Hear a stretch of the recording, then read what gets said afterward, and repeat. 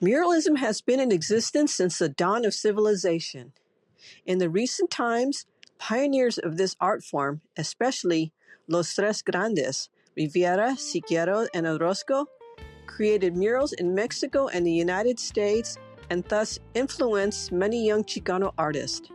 Today, Chicano art is emerging stronger than ever, growing and flourishing in many Chicano barrios, attracting a host of young emerging artists.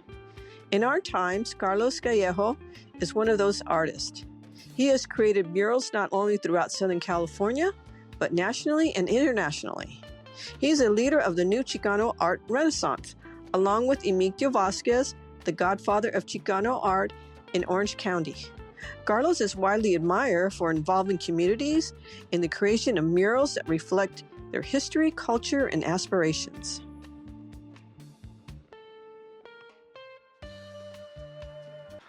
Good afternoon.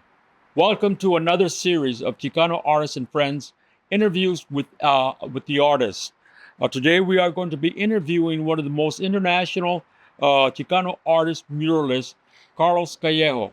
Carlos Callejo is pretty well known for many of the arts that he has done throughout the world, from Italy, El Salvador, Nicaragua, Cuba, and then here in the United States, Texas, New Mexico, Oregon, and here in California. Carlos Callejo is one of the pioneers of Chicano muralism. Give us a little brief history of yourself. No, I was born in El Paso, Texas, and at an early age moved to Los Angeles. And I guess I started a public art career at my university level of education. Well, my first mural that I ever did was during my college days. You did a mural at the Estrada Courts. What was that one? That was in 1973. I was at Cal State LA, and there was a community program where there was a lot of artists doing murals as community housing projects, and one in particular was the Estrada Courts. The Estrada Courts is a housing project in the East LA area that started doing a lot of murals, and they're one of the first ones. Could you mention some of the murals that you have done internationally? Yeah, well, I've done some in Cuba. I organized a group of Chicano artists to go do and kind of solidarity work as artists, as cultural workers, to the people of Cuba. And so we did the 3 murals in Cuba. We did a mural in Managua, Nicaragua. We did some murals in El Salvador. And then also I was granted a residency to live in Italy, in Spoleto, Italy, where I studied fresco painting and as well as fresco restoration. And I did a fresco over there in Florence. Which murals did you do here in the United States? I got too many of them. I have first the largest mural in Seattle, Washington, which at the time was the largest in about a scale, a square footage scale. But I think somebody already surpassed that. I have several murals throughout the Southwest. I have many in the state of New Mexico, many in the state of Texas, and specifically El Paso, where I had led and have several projects that I led there. And when I say it was involved there, I was involved not only in the creating of the murals, but I also organizing, more than just being an artist. I've been a public art advocate, so I kind of headed or was instrumental in starting different programs where other artists got involved, with other artists got taught students. So I have a lot of murals that are under my belt there. So anyway, in total, I think throughout the United States, I have about over 100 murals that I've done. That's a lot of murals, Yeah. A lot of work. Yeah. What inspired you to do artwork and muralism? What inspired me? Okay, in the beginning, let's see. What inspires me to become a muralist? Early on, in my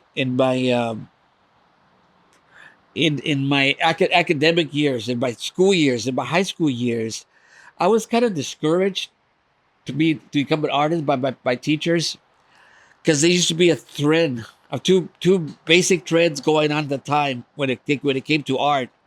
One trend was for art's sake, and the other trend was more your art serving a purpose, more like agitation of propaganda, because those were turmoil years. We had the Vietnam War going on. We had a lot of police brutality type of issues. So there was a lot of art kind of geared towards political or social conscious raising issues, and I sort of chose the latter. But I was kind of discouraged to pursue an art career, because my teachers confronted me and told me that I used a lot of symbolism to tell a story or to tell the issue, and that art was not symbolism wasn't necessarily represented as art. So and it was more for art's sake. So I was really kind of discouraged. So I never really took it serious. So actually, my degree or my major when I went to college was actually not an art degree. It was a sociology degree, a social work degree. So how the murals came along, being a social worker, I became, or I was one of the, actually even the founder, and worked at a gang diversion project in the Eco Park area. It's called El Centro del Pueblo. Well, back then it was called Eco Park Consortium Diversion Project, because we were dealing with the police, the schools. Anyway, to make a long story short, that social work sort of led me into murals. Why? Around that time, Chicano muralism was being very conveniently disqualified from serious funding considerations from your major funding art institutions. And they were classified very conveniently as protest art, or as folkloric art, or poor art for poor people, in order for them to disqualify them from considering funding. Yes. So we as community artists and as conscious racing artists had to find methods on how to fund our own projects. So so one of the methods that I use, I mean, and some of the methods was we became our own support groups. We go to nonprofit agencies that were more community oriented, and got permission from them, but that sort of thing. But one of the methods that I use, being that I was working at Centro del Pueblo, is that I found some methodologies on how to propose the projects, but focusing on putting emphasis not necessarily on the product, on the mural, but putting emphasis more on the process of how the mural was going to be completed.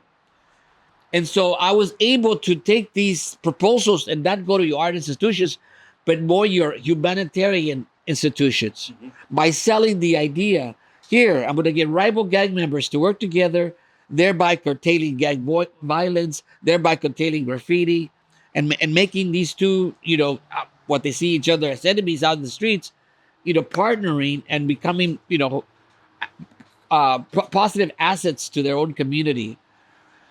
So I'm just using the example of how I use some of the methods and what got me in the public art using the social work. And I think that's really great, because there's a lot of young people out there that would like to start and work with artwork. And what you're saying is exactly what they need, that information to show out. And what I was going to say was kind of funny is I kind of went through the same situation dealing with when I went into a junior college. They saw that the teachers saw that I was good in art, and they wanted to become an artist. They said they want to push. But my parents are the ones that talked me out of it. And I have a sociology degree. And using during that time, I was thinking more of the political, like you were doing at the time. Now let's talk about this murals. Well, there's a process when you're working on a historical subject matter. And being that this mural dealt with the history of Los Angeles in general, and in Boyle Heights in particular, you have to do a little research. You have to know you have to know your community, your historical community, in order to properly represent it. And of course, you also consider your limitations. Being that it's a school, you have certain restrictions. You just can't you can't depict, for instance, nudity, uh, any weapons, for violence, anything like that. So there's also certain restrictions.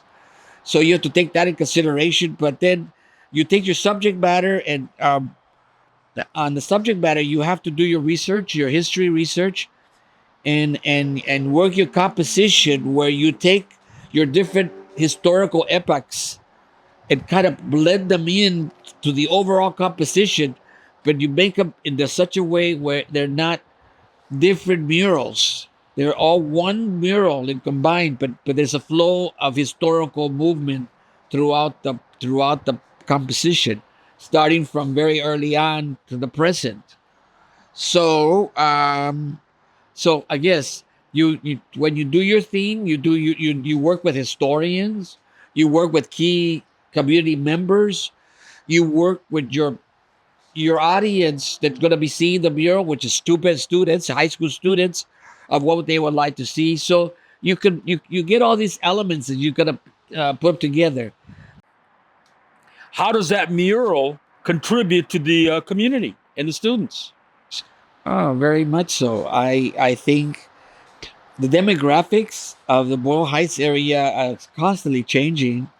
So even though we do have a lot of history and a lot of veterans residents that live here for all their lives, so how does it help? Well, it helps learn about yourself, learn about your history, learn about the different contributions that your ancestors or your own family has contributed to the community.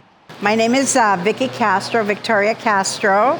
I graduated from Roosevelt High School in 1963, and I'm here to observe the new building and the murals that are going up. It's completely different high school, but what I really enjoy is, first of all, the muralist Carlos Callejo attended Roosevelt, but he's trying to capture the history of Boyle Heights. Roosevelt has always been in the heart of Boyle Heights, and as I glanced at the mural as it's going up, there's just flashbacks of the rich history here of Boyle Heights. Especially, he's got a lot of not only the Latino history, because we've been predominantly Latino for the last year, but the many, many other cultures that Roosevelt has been able to experience. Callejo, the main muralist here, did attend Roosevelt and was actually transferred out of the school during the walkouts because of his participation. So for him to come back and note the history of this school as well as the community is very important. Good afternoon. My name is Abram Moya Jr. As a representative from Chicano Artists and Friends, we are doing an interview with Carlos Callejo. He has just completed a mural at Roosevelt High School. The noise in the background are the students practicing their percussions, and bear with us, but we are going to discuss his new mural. What inspired you to do this, and what is your whole concept of the mural from the beginning here? The whole goal or the whole objective was to do a historical theme of the school and of the area. So the mural basically relates to, in general, a little bit of the history of the Los Angeles area, but in particular the legacy of the immediate neighborhood, which is Boyle Heights area, and again, in particular, the legacy of the school itself, Roosevelt High School. I thought it was appropriate to start off with the local natives of Los Angeles, with some of the original indigenous nations, like the Shubash at that site, like the Tunga, San Gabrielino. The concept and what they wanted me to do was actually do a mural on this what they call a breezeway, but also include the ceiling. It was quite a challenge to do the perspectives and to do the composition using both the surface of the wall and then the ceiling. So the beginning of both two walls deals with the native cultures of the area. So I used a woman and a man, sort of representing those cultures. The decision making of what to include, what parts of history to include, came from LAUSD staff and with community input. From the indigenous part, we go into more the mission era.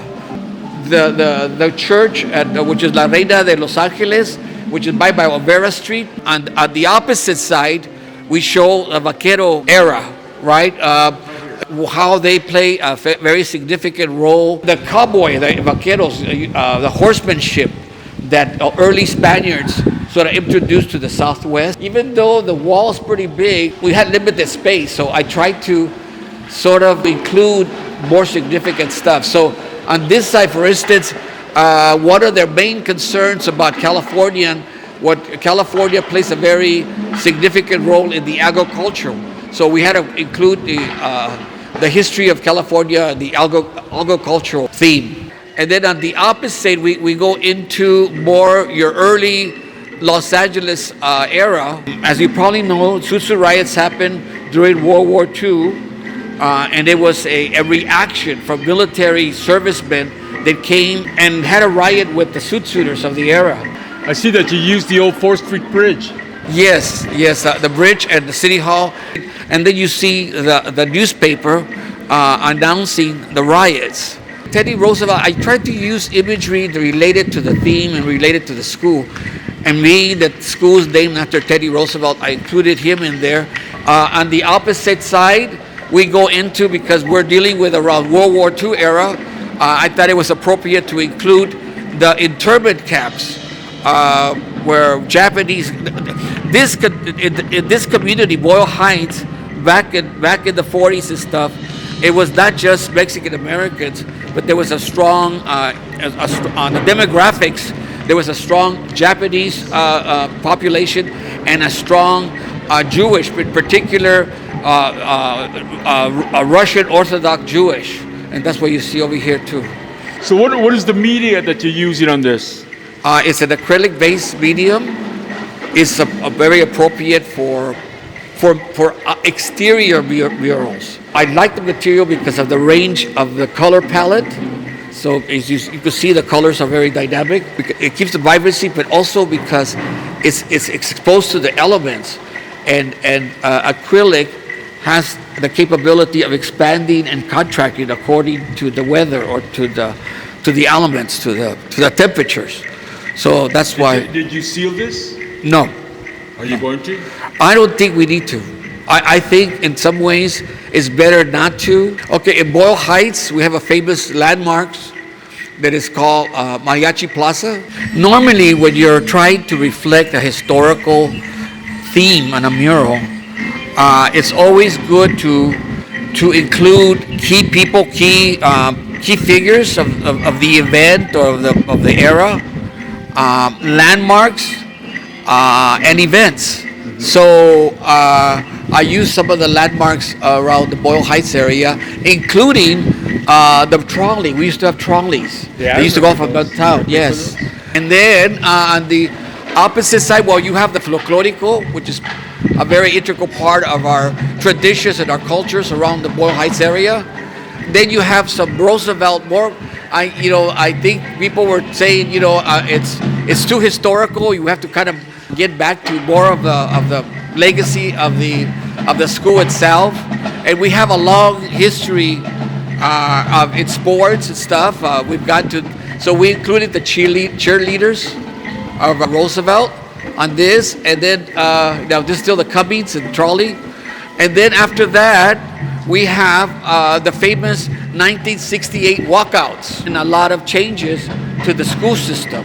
Basically, a lot of the East LA schools, in order to protest the inadequate and inferior type of education that we were being exposed to in the schools, campuses, we protested.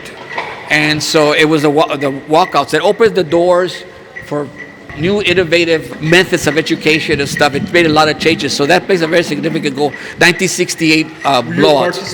Yes, I was. And so, of course, the walkouts, they wanted to show a positive end.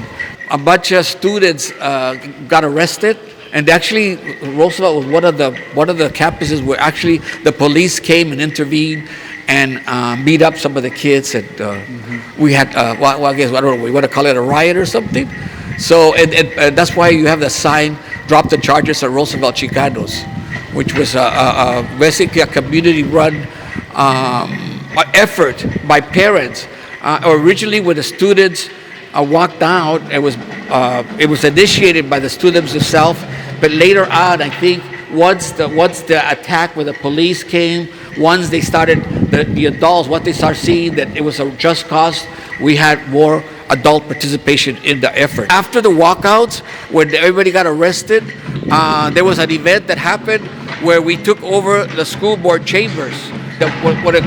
Actually, this was a sit-in, but it was called like a sleep-in, because we actually took over the chambers and actually slept overnight at the chambers until the police came and took us off. But so that's this scene. I saw a photo with all you guys sitting in there. Yeah. Filled in there. Ralph was right there in the front row. Yeah, we were there. Yeah. This is a beautiful mural. It's very interesting. What do you think of the mural? I love it. I'm still listening a little bit about the history, Ben, and I like how the different communities of LA are represented here in this mural. So it's wonderful. Wonderful to be here. Thank you. You're welcome. Thank you for your input. Well, how do you pick out the colors? The color selections, when you go from one scene to the other, you have to distinguish the different scenes. It has to be a continuous flow of movement, what I consider historical movement. So in order to show the contrast from era, you pick the colors so that you know the difference. Well, Carlos, thank you for your time, and I appreciate it. Thank you. In closing, I would like to thank Carlos Callejo for being here and giving us a little bit more information of this beautiful mural that is behind me. So thank you, Carlos, and thank you, Roosevelt High School.